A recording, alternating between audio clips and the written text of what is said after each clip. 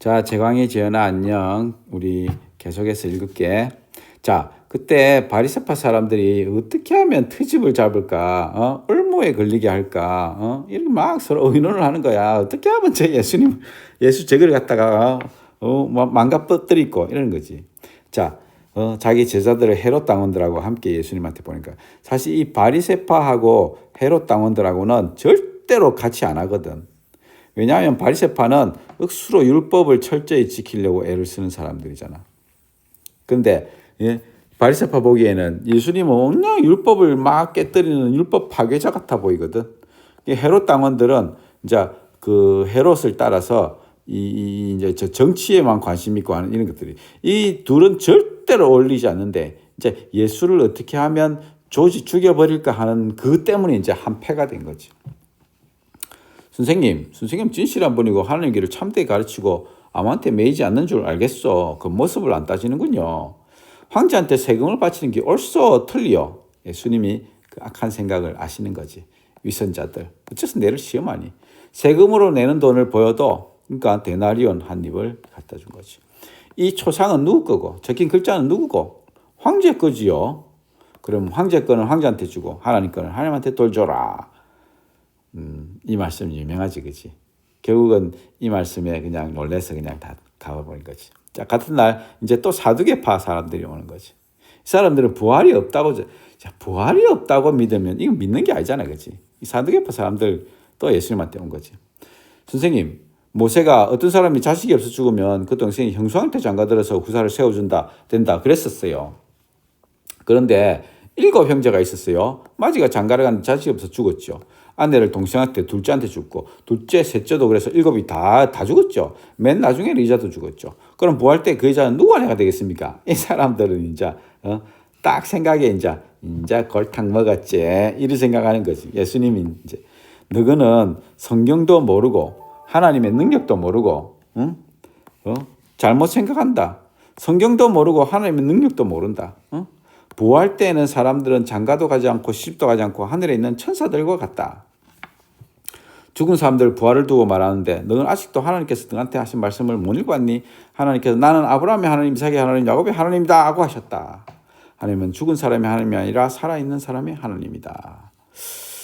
지금 하나님, 나는 아브라함의 하나님, 이삭의 하나님, 야곱의 하나님이라고 말씀하시는데 이 아브라함, 이삭, 야곱은 지금 이 출애굽기 때 이 말씀을 출애굽기 때는 벌써 이 지금 아브라함, 이삭, 야곱이 죽은 지가 수백 년이 지난 그런 시기잖아. 그런데 예수님 지금 이 말씀을 하는데 예수님이 이 말씀을 하나님 이 말씀을 하시는 거는 그냥 결국 나는 아브라함이 지금 살아있고 이삭이 살아있고 야곱이 살아있다. 지금 야들이 나하고 같이 있는데 너가 모르지? 이런 말씀인 거야. 하나님은 이들이 지금 내 앞에 살아있다. 함께 나랑 같이 있다. 그 얘기를 하시는 거야. 하나님은 살아계신 하나님이 살아있는 자의 하나님이시다. 부활 때에는 시집장가 같은 거 안 간다. 시집장가를 안 간다고 부활 때는 다 천사들과 같은 그런 존재가 된다. 결국은 우리의 이런 인간 관계라는 게 왜 생기는 거야? 결국은 결혼이라는 것 때문에 생기잖아. 결혼이라는 것 때문에 남편과 아내가 생기고 자식이 생기고 결국 또 아버지, 어머니가 생기고 삼촌, 사촌 오만 그 관계들이 생기는 거잖아. 그렇지? 그런데 부활 때는 이런 것이 다 없어진다고. 각자가 개개인이 한 그 개체로서 개개인이 한 개체로서 내 아들이 아니고 내 엄마가 아니고 나의 누구가 아닌 나라는 한 그 개인으로서의 귀중한 소중한 그런 자들이 다 된다 이런 뜻이지. 바리새파 사람들이 들은 거야. 사두개파 사람들 말문을 막아버렸다는 소리를 듣고는 한 율법 교사 하나가 예수님한테 온 거야. 율법 가운데 어느 계명이 가장 중요합니까? 네 마음을 다하고 네 목숨을 다하고 네 뜻을 다해서 주님의 하나님을 사랑해라. 이게 가장 중요하고 어떤가 하는 계명이다. 둘째 계명도 이것 같은데 네 이웃을 네 몸같이 사랑해야 한 것이다. 이 두 계명에 온 율법과 연서의 본 뜻이 달려 있다. 지금 이 구약 성경에는 예수님의 계명, 하나님의 계명이 있잖아요, 그렇지? 거기에는 제일 흔하게 십계명이 있고 십계명 외에도 무수하게 많은 여러 가지 계명들이 있어 삶 속에서 지켜야 돼. 그래서 이걸 율법이라 그러지. 어마어마하게 많은 율법들, 계명들이 있었거든. 근데 지금 이 율법 교사가 와가지고 어떤 계명이 중요합니까? 뭐 중요한 계명을 물어보는 거야. 그래서 예수님 말씀하신 게 네 마음을 다하고 목숨을 다하고 뜻을 다해서 주 너의 하나님을 사랑하라. 둘째도 이것 같다는 말은 또 이거하고 똑같이 중요하다는 뜻이야. 이게 넘버 원, 넘버 투라는 게 아니고 그냥 순서가 이런 거지 이거는 똑같이 중요한 거다. 내 이웃을 내 몸처럼 사랑해라. 결국 하나님을 사랑해라, 이웃을 사랑해라. 결국 하나님 사랑과 이웃 사랑하는 것은 똑같다고 지금 예수님은 말씀하시는 거예요. 이게 이 두 계명이 온 율법과 예언서의 본뜻이다. 온 율법이라는 것은 모세오경, 모세의 처음 5권책, 토라라고 부르지.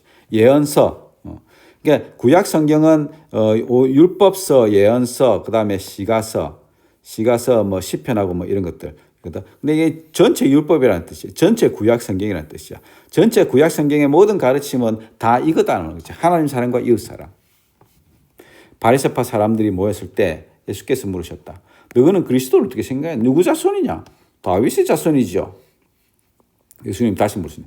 그러면 다윗이 성령의 감동을 받아서 그를 주님이라고 부르면서 말했는데 주님께서 내 주께 말씀하셨다. 내가 네 원수를 네 발 아래 굴복시킬 때까지 너는 내 오른쪽에 앉아 있어라. 그러니까 주님께서 내 주께 말씀하셨다. 이 주님께서 내 주께. 이 주님은 사실은 지금 하나님을 말씀하시고 있는 거고 내 주께 이 주님은 예수님을 말씀하시는 거예요. 예수님 자신을 지금 말하는 거예요. 다윗이 이렇게 말했다고. 주님께서 내 주께 말씀하셨다.